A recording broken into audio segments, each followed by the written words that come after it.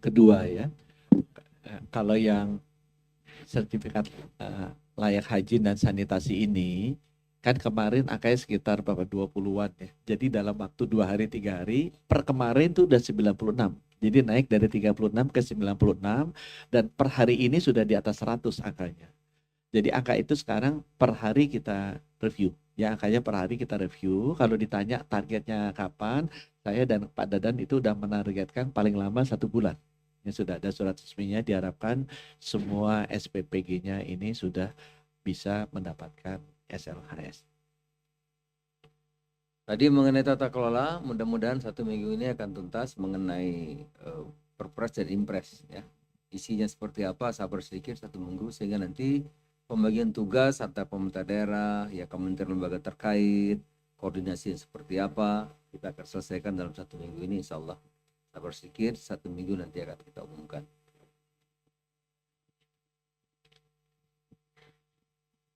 Tiga ya, 1, 2, terakhir. Selamat pagi, selamat siang Bapak dan Ibu semua. Saya Intan dari Kompas. Ada 3 pertanyaan yang ingin saya tanyakan. Yang pertama mungkin tadi terkait dengan sertifikasi kan ada 3 ya Pak ya, SLHS, HACCP dan halal itu. Nah yang untuk HACCP itu nanti akan diurusi oleh siapa? Itu apakah kan kemarin kan kalau dari Komisi 9 yang rapat Komisi 9 kan akan ada lembaga independen, apakah memang seperti itu atau akan tetap melibatkan kementerian lembaga yang sudah ada sekarang? Itu yang pertama. Yang kedua, terkait dengan SLHS itu kan waktunya 1 bulan. Jika dalam waktu 1 bulan nanti ada SPPG yang tidak bisa memiliki SLHS, apakah kemudian akan ditutup atau seperti apa begitu? Dan yang ketiga mungkin untuk BGN juga, ini terkait dengan kan dorongan banyak dari masyarakat sipil kan mendorong selagi dibenahi kenapa tidak di moratorium sementara begitu sampai memang benar-benar bisa sesuai daripada masih berlanjut kasus-kasus berikutnya yang keracunan ini. Nah ini bagaimana dari pemerintah, apakah memang ada pertimbangan untuk hal ini begitu? Itu saja 3. Terima kasih. Pak Menkes diborong aja jawabannya. Jadi memang kalau saya nanti minta tolong Pak Dadan. Jadi HAACP memang ini adalah sertifikat, kalau SLHS itu lebih ke fasilitasnya dan orang-orangnya.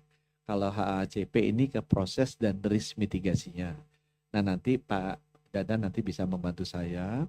Kemudian yang kedua juga kalau sudah 1 bulan apa yang akan dilakukan terhadap SPPG-nya nanti Pak Dadan juga bisa dijelaskan. Dan yang ketiga tadi mengenai ini ya. Ya moratorium juga aku rasa itu ada di Pak Dadan, mungkin lebih tepat untuk menyampaikan. Silakan Pak Dadan. Terima kasih Pak Menkes. Yang pertama terkait sertifikasi, kan ada 2 yang kita sudah buat keputusannya di Badan Gizi Nasional yang sudah saya tanda tangani tanggal 20 Juni 2025 yang memang kita sedang mempersiapkan seluruh SPPG memiliki 2 sertifikasi tersebut. Yang pertama terkait dengan sertifikasi layak higiene dan sanitasi, itu memang yang sedang kita kejar di awal-awal ini, dan itu pasti kita kerjasama dengan Kemenkes dan kita akan kejar SLHS ini secepat mungkin. Nah nanti yang kedua sambil SLHS dikerjakan, kita juga sedang mempersiapkan apa yang disebut dengan Hazard Analysis Critical Control Point. Ini lebih banyak nanti ke arah keamanan pangan, processing keamanan pangan, yang kita nanti tentu saja akan bekerjasama dengan lembaga yang memang berwenang terkait dengan sertifikasi HACCP ini, yang pasti sudah disertifikasi oleh KAN. Demikiannya. Jadi bukan BGN yang mensertifikasi, kita mempersiapkan. Jadi aturan yang sudah saya buat itu agar seluruh SPPG itu melihat pedoman-pedoman apa saja yang nanti dipersiapkan agar siap ketika ada lembaga yang akan mensertifikasi terkait dengan Hazard Analysis Critical Control Point.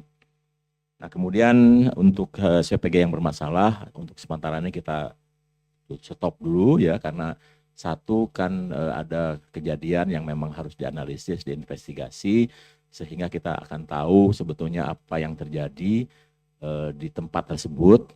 sekaligus juga kita merupakan aspek kehati-hatian karena ketika kita sudah melakukan kegiatan dan ada masalah, biasanya akan ada datang runtutannya ya, seperti contoh yang sudah saya contohkan di NTT ya. Jadi ada satu kejadian di NTT, ke satu SMP itu kita stop begitu ada kejadian, dan 10 hari kemudian ternyata di SMP itu mengalami keracunan yang bukan dari MBG. Ini salah satu aspek untuk kehati-hatian terkait dengan hal tersebut.